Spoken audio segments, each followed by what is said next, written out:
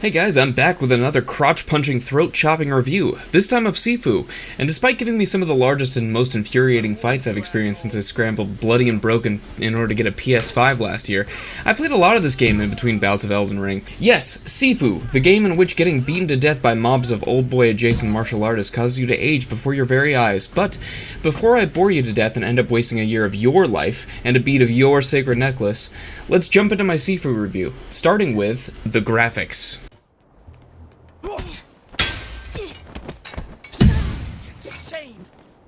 And this game looks pretty damn good at the best of times, and also pretty damn good at the worst of times. It has a distinct art style that looks both comic booky and extremely meticulous and well thought out. It's not trying to break any boundaries in terms of graphics, but instead electing for something like what Wind Waker did all those years ago by making it look ageless. The style speaks for itself, and unlike a lot of the modern games that will look dated and need remasters down the line, Sifu is one of those games that I think can remain ageless with its style and near-flawless presentation. The color palette is such a good move on behalf of Slowclap here, with certain levels being clear visual standouts. The slums have an understated gray, poorer look to the areas that becomes more undercut by this vivid green as you get closer to the first boss, the Botanist. This cleverly keys you into the fact that you are closing in on your target, too. The club level is lit with bright neon lights that flash rhythmically with music. As you make your way through the level, a fire spreads through, lighting it more sinisterly and doing away with the bright and more cheerful club atmosphere. The museum is the clear standout here, with a stark white color palette that makes the brutalities that occur around it stand out all the more. The visually stunning art exhibits work their way into the gameplay as much as with the graphics too, as you can throw these paint light bulbs coating the enemies in different colored paint. This level plays around with color and game design in some of the best ways, except for at the end where everything is obscured under a harsh red tint that I found to be frustrating to fight through when I was squinting to make out enemies' attacks, and it just became less clear. Needless to say, other than a few flaws, I think this game looks excellent. I'm going to cover performance under this category too, and this is a game that is extremely well tuned. I experienced one glitch or bug during my entire experience, which essentially consists of you playing and replaying the level so often you become a game tester yourself. It's a good thing too, because multiple bugs that required you to restart the game or the level would kill a lot of the interest and motivation that this game builds up through its concept. The bug that I got involved an enemy ending up in an unreachable upper balcony where they could not reach me and I couldn't reach them. It was at the end of the level and I did have to restart it in order to remedy the issue, so it marred the experience a little bit, but I soon forgot about it and counted it as a practice run, which is something you're going to be doing a lot of if you want to reach the end of the game in your 20s. So overall, a beautiful game with a couple beauty marks here that keep it from being a perfect score, and graphics receive an 18 out of 20. Next category is going to be sound. He has a weapon. Come closer, so I can get a better look at you. Look at your face. Not even a scar. Sean, where can I find him? Guys, we got a problem here. And there's something special with the sound in this game. Like Returnal early last year, this game does some exciting things with the new DualSense controllers on PS5, and some of the best sound work actually comes out of those speakers, with sound cues that tell you when you've broken an enemy's block and can utilize a takedown, and when you finished off an enemy. But the sound work doesn't stop here. The clang of an aluminum bat clocking a grand slam off the skull of an unsuspecting drug dealer who dips into his own product is just as satisfying and brutal as you'd expect. Every punch, block, and takedown has an effect that perfectly matches the move you've performed, or is performed on you. Though I would have liked a little more of a sound cue from enemies before you take a devastating attack that you can't see from off camera. From a gameplay perspective, I think that would have added a lot, but I think most everything here is done right. The voice acting is good as well, but it's very sparse, with your lead character only delivering a handful of words throughout the entire story, usually before dispatching whichever poor boss is foolish enough to stand in your way. There are various moments where you can select a choice from a list, resulting in a fight or information to get closer to the boss. These are short and to the point, but the lines are delivered well enough, so it doesn't really matter how sparse it is. Your character just likes to let the fist do the talking is all, and it makes sense given the revenge plot that is the basis for the entire game's story. Our character has spent 8 years training, and he doesn't want to give anyone the time to talk him out of it after all. He doesn't want to waste that time.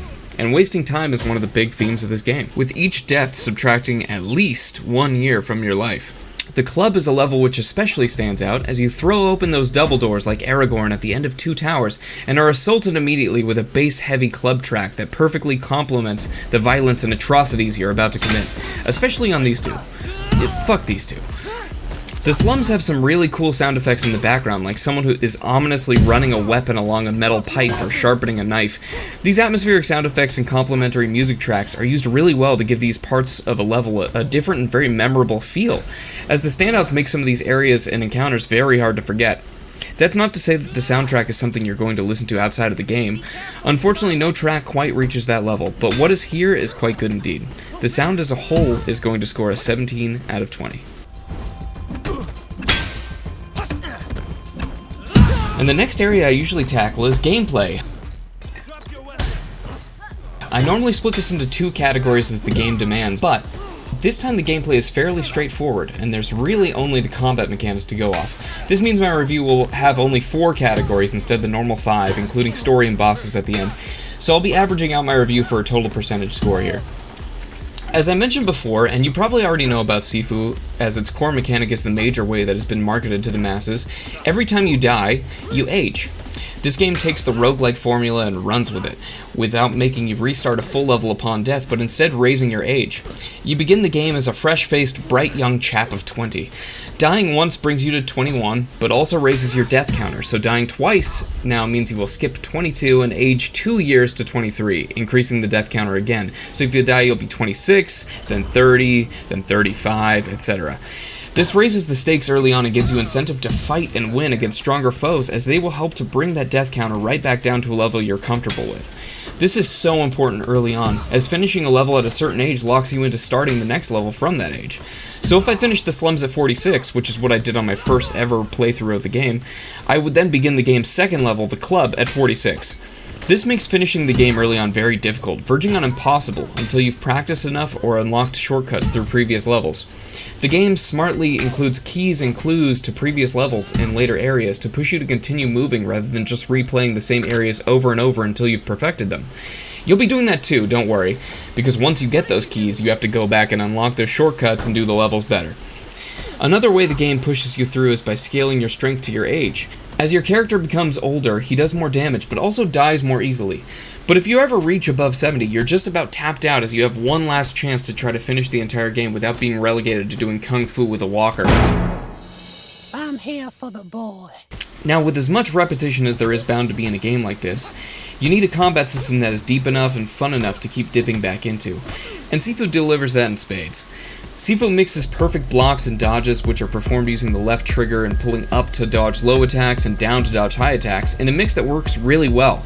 Blocking too much damages your structure, while dodging gives you some back. You can also damage your opponent's structure and take them down this way rather than depleting their health entirely. This works very similarly to Sekiro, but maybe delivers even further by giving the player character their own structure bar to deal with that can be just as devastating for them as it is for the enemy if it runs out.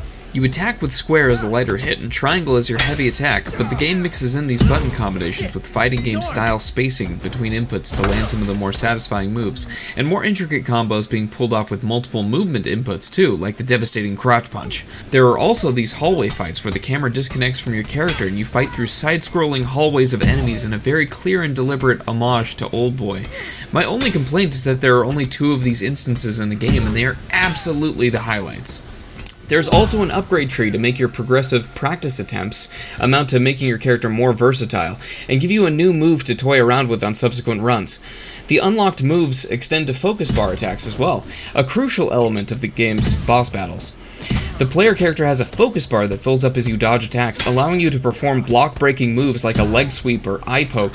As you find upgrade statues in the levels, you can choose as well to increase your focus or structure, or to make melee weapons last more or do more damage, or reset your death counter. There are 3 of these upgrade stations in each level, except the last, which has 2, I believe. The first time I played and replayed through, I felt that the focus bar was the single most important facet of the game, in order to get through the game with as few deaths as possible, and I spent the full amount, I think 4 upgrade points, in getting this focus bar to its maximum. Imagine my dismay when the last boss entirely removes your ability to use focus abilities. Now, he was still very possible to beat, but I didn't like that the upgrade I'd spent the most time and effort to upgrade was now useless in the final fight, and I should have spent my efforts on other more useful abilities. And because I'd beaten the first 2 levels at age 20, I couldn't at the time overwrite these levels with different abilities. They've since patched this, but it was an oversight that was enough for me to set my controller down and play something else for a little while. Since I'm reviewing it post-patch, I won't include it in my score, but I had to get some of the salt that I felt out into the air. So the combat never got boring, despite countless repetitions, and yes, I did get to the end of the game at age 20, which was quite a journey after maxing out in my 70s multiple times throughout the initial journey. These bosses are masterable, and it's hard to think of anything more satisfying than pulling off a no-death run on a level that had previously whooped me from an octogenarian who misplaces his dentures after a hard punch right back to my roaring 20s. So the combat gets a near-perfect 19 out of 20.